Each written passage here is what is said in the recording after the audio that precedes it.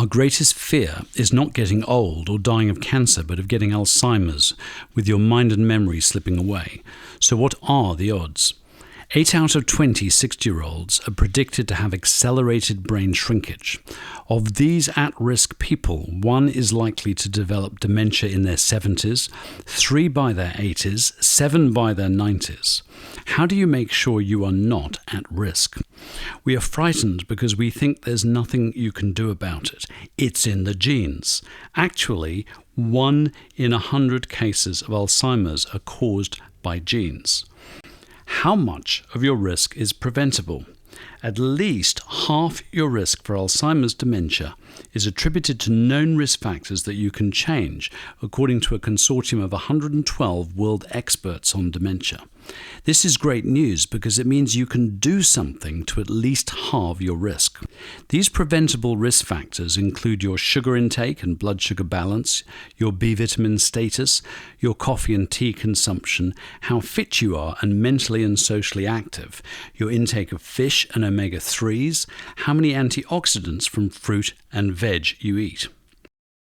You can find out which of these are most relevant for you with a free online test at foodforthebrain.org.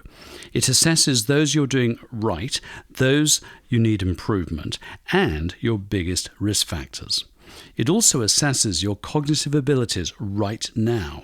If you're not doing so well, the test lets you know what to do.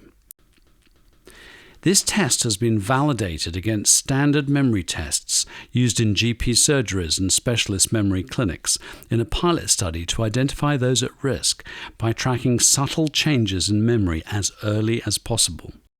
What's really neat is that the cognitive function test tracks your memory improvements over time, encouraging you to take the right prevention steps, a step at a time, so you can see your progress until you're in the green.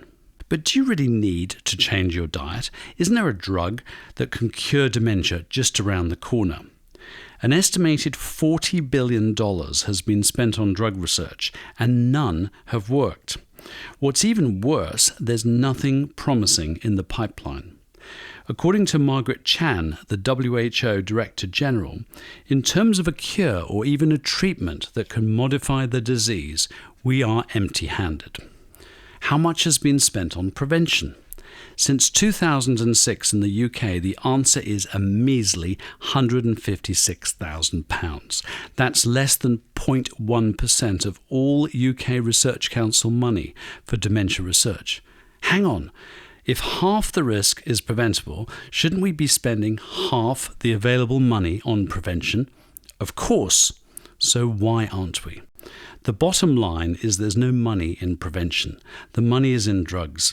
And it's the bottom line that drives the health agenda, not your health. We believe it's better to light a candle than rage against the darkness. So we are inviting hundreds of thousands of people worldwide to take the cognitive function test, assess their cognition, assess their risk, and then help them reduce their risk until they are in the green. Will you be one of them? It's free.